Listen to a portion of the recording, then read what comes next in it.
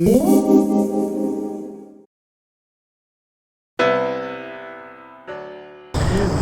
back, Gadgeteers. I'm out here on the deck with my puppies hanging out, and I got to thinking about the MacBook Pro base model and why I think they're going to get rid of it. So here's the thing. We've got the 2017, now the 2018 base model MacBook Pro. It did not get the upgrade to the Coffee Lake processor. Instead, they decided to stay with the Kaby Lake processor. Most people I know of don't want to buy previous year's technology. When they find out there's a refresh, as was the case with the higher models of MacBook Pro, both in the 13-inch and the 15-inch, they want to get those particular models because they've been updated. Now, why would they update only the higher end models, those with the touch bar, and not the base models? Well, there's a rumor that a new MacBook 13-inch is coming out. And here's my thinking. Now, we haven't seen any hardware specs, but I'm willing to bet that this new 13-inch model that's coming out probably will have one or possibly two. I'm thinking one, because supposedly it's going to be very inexpensive. It's going to be land somewhere around $1,200 to $1,300. Maybe one or two USB-C ports, maybe an i3 or i5 processor, and possibly four, more likely 8 gigabytes. But it is supposed to be an inexpensive model, and ultimately I'm thinking it's going to replace the 2017/18 MacBook Pro. Reason number one, they decided not to update the MacBook Pro base models. Number two, they're going to release, probably very soon here, a 13-inch MacBook that's going to fill that niche, and it will probably have a keyboard just like the 12-inch that I have here that does not have touch bar on it. Maybe it'll have one, maybe two, but I'm thinking one because it'll be the economic model, and it'll have the version 3 of the keyboard, so it should theoretically do away with keyboard issues, or at least reduce them, we're hoping, with the butterfly keyboard. And the release date is coming very soon. So we've got three pretty solid reasons why I'm thinking you can look forward to purchasing a 13-inch MacBook for about the same price as you can get the base model MacBook Pro right now. Now, I may be guessing here, but this is what I'm thinking is the strategy. What do you think? Do you think they're going to continue the base model MacBook Pro when they have a 13-inch MacBook that, for all practical purposes, is nearly identical? Why would they have two models that are almost identical, one the MacBook, one the MacBook Pro? It doesn't seem very likely. So since we're talking about rumors, and we've talked about the first one, which is the MacBook and the MacBook Pro base model disappearing, what do you think about the MacBook Air? I keep hearing discussions that there's going to be a new MacBook Air, but I've heard also many people say, well, we have the 12-inch model of the MacBook, which essentially, if you look at how thin and light it is the MacBook Air. And if you want to call it the heir apparent of the MacBook Air, because for right now, we don't know if there's a new MacBook Air coming out. My thinking is with a MacBook 12-inch, a MacBook 13-inch, a MacBook Pro 13-inch, and a MacBook Pro 15-inch, various models, you don't need the MacBook Air. I haven't seen anything about a physical hardware design of the MacBook Air, so I'm thinking it's vaporware, and again, I could be wrong.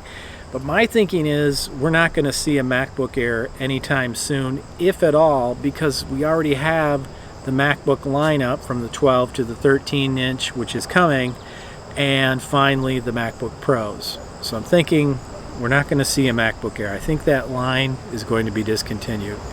Now, since we're talking about Macs, MacBooks, MacBook Pros, have you heard the latest about the 2018 MacBook Pro that came out? Apparently there is some crackling that you hear whether you have headphones on or you're using the speakers on the 2018 MacBook Pros, that is apparently a defect. Now, Apple has not yet figured out what the problem is, but they are working on it. So, source for that was Fortune magazine, and I'll put the link in the description so you can check it out for yourself. On the article, they say that if there are any updates, they're going to go ahead and let us know. So far, there have not been any updates from Apple. There's one thing I'm thinking, though. Now, this isn't a version 1.0, as it were, of the hardware. If you think of the current hardware setup, 2016 with the MacBook Pro release was version 1.0, but it sounds like they've made some changes to the motherboard on the MacBook Pro 2018, and this may be causing some problems. And my thinking is, whenever you're going out to buy a new computer or some software to do, say, updates, avoid version 1.0. Give it just a little time. I think of all the adopters that go out there and grab the latest version of the MacBook Pros. They got it when the 2016 came out, and then the 2016 model had the most problems with the keyboard, and people were really disappointed with the butterfly keyboard. The MacBook 12-inch that I'm using here today has version 1.0 of the keyboard. Now, this is a refurb model, so my suspicion is that one of the things they did was replace the keyboard. I've had this system for almost a year now, and I haven't had any problems with the keyboard. Now, I do work to keep it pretty clean, so that may be a factor that helps me out with it.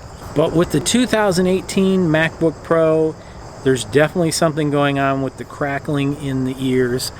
It may be an issue that can be resolved with software. We're going to find out. I did have a problem similar to that with my Yoga 910 using the microphone while I was in Linux, and there was a simple software patch that I had to apply, and it fixed the problem. So let's hope it's just a software patch. Sometimes we do get lucky. And the last thing I'm going to talk about, MacBook related. You know that with 2018, the new butterfly keyboard came out, which has a small rubber dome. What Mobile Tech Review called little condoms under the keys. Anyway, the little condoms that are under the keys are actually designed to keep debris out, and Apple has finally admitted this. Checking out this article from Cult of Mac. So Apple previously was saying the reason for the dome, of course, was to eliminate sound that you might hear while using the keyboard. It mutes the sound. What I find funny about that is, coming from a business standpoint and my background in information technology and the legal aspects of running a company, I know for a fact, at least in my mind, that Apple said that it was a sound issue because they pretty much knew that if they admit it's to eliminate debris, they would then have to admit that the keyboards from the 2016 and 2017 models of the MacBook Pros were defective. Why then are they admitting it today? Well, the reason they're admitting it now is simple. If you look at the timeline, first thing that happened was a class action lawsuit was put in because of the 2016 MacBook Pro keyboards. Number two, shortly after that, maybe a month or two, maybe 3 months, Apple released the keyboard replacement program for all 2015 and up MacBooks and all 2016 and up MacBook Pros. So they're basically admitting by saying if you have a certain criteria with problems with your keyboard, we will replace it for free. They're basically now saying, yeah, we acknowledge the problems there, and the way we're going to fix it is let you have free replacements of the keyboard. So we might as well tell the truth. It now works better for us politically to admit that, hey, with version 3, we're trying to fix that issue with the keyboards by having the keyboards with the small condoms under each of the keys to take care of the dust and dirt. You be the judge, but when you go out there to make your purchase decision, be smart, use the information you get from YouTubers like me to help you make a better purchase decision. Hope you enjoyed this video. If you did, like and subscribe. I hope to see you again on Fast Gadgets. Until next time. This video was made possible with support from viewers like you. If you find this video useful, consider becoming a patron for as little as $1 a month. at patreon.com/FastGadgets.